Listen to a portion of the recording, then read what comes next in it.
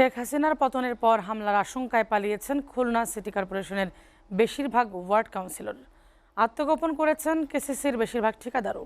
দীর্ঘদিন ধরে কেসিসির সড়ক ও ড্রেন সংস্কার কাজে যুক্ত ছিলেন আওয়ামীপন্থী ঠিকাদাররা।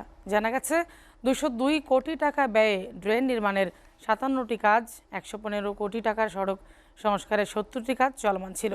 তবে ঠিকাদাররা আত্মগোপন করায় 5 আগস্ট থেকে বন্ধ হয়ে যায় কার্যক্রম। ফলে ভোগান্তি বেড়েছে নগরবাসীর। খুলনা সিটির খবর জানাতে সরাসরি যুক্ত হচ্ছে সহকর্মী রকিবুল ইসলাম মতি। খুলনা সিটির বন্ধ হয়ে যাওয়া কার্যক্রম শেষ করার বিষয়ে কি বলছেন কর্পোরেশন কর্তৃপক্ষ, আর যারা পালিয়ে গেছেন তাদের ব্যাপারে পরবর্তী পদক্ষেপ কি, বিস্তারিত জানাবেন।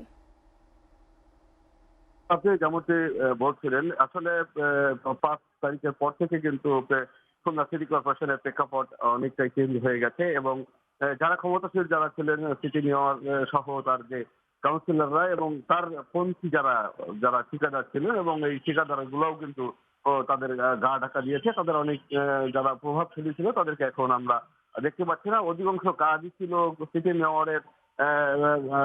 অভিযোগ রয়েছে যে সিটি মেয়র তাদের যার কাছের দিয়েছিলেন এবং সেই কাজ দেওয়ার কারণেই তারা এই যে সরকারের পরিবর্তন বা সরকার শেখ হাসিনা পালিয়ে যাওয়ার পরে যে 5 তারিখের ঘটনা ঘটেছে তারাও কিন্তু পালিয়ে গেছে এবং গা ঢাকা দিয়েছেন। যার কারণে কিন্তু যে খুলনার যে উন্নয়নমূলক যে কাজগুলো রয়েছে সেই কাজগুলো কিন্তু স্থবির অবস্থা রয়েছে। কিন্তু এর ভিতরে কিন্তু স্থানীয় সরকার মন্ত্রণালয় কিন্তু পক্ষ থেকে একটি প্রজ্ঞাপন জারি করছে। সেই প্রজ্ঞাপনে কিন্তু বলা হয়েছে যে খুলনার বিভাগীয় কমিশনার কিন্তু সিটি কর্পোরেশনের দায়িত্ব নিয়েছেন।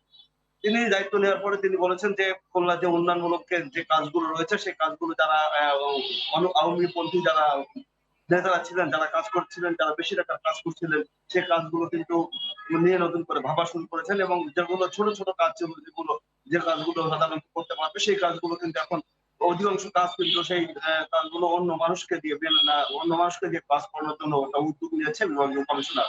তিনি বলেছেন যে কোনো উন্নয়ন কাজ বন্ধ থাকবে না, এই উন্নয়ন কাজের জন্য যে সমস্ত কার্যক্রম করার দরকার আছে সেই সমস্ত কার্যক্রম তিনি অব্যাহত রাখবেন এবং বলেছেন যারা এবং নির্দিষ্ট সময় দিতে যারা যদি বড় কাজগুলো যে কাজগুলো চলমান রয়েছে সেই কাজগুলো যদি তারা যদি সঠিক সময়ের ভিতর না আসতে পারে তাহলে সেই কাজগুলো বাতিল করে তারা নতুন করে আবার ঠিকাদার নিয়োগ করা হবে। এটা ছিল যে সিটি কর্পোরেশনের যে উন্নয়নমূলক কাজ আছে সেই কাজের কথা বলবো। আর যদি বলে যে কে কোথায় আছে কি অবস্থায় আছে এখন পর্যন্ত কিন্তু আমরা কারোর ব্যাপারে আমরা জানতে পারিনি।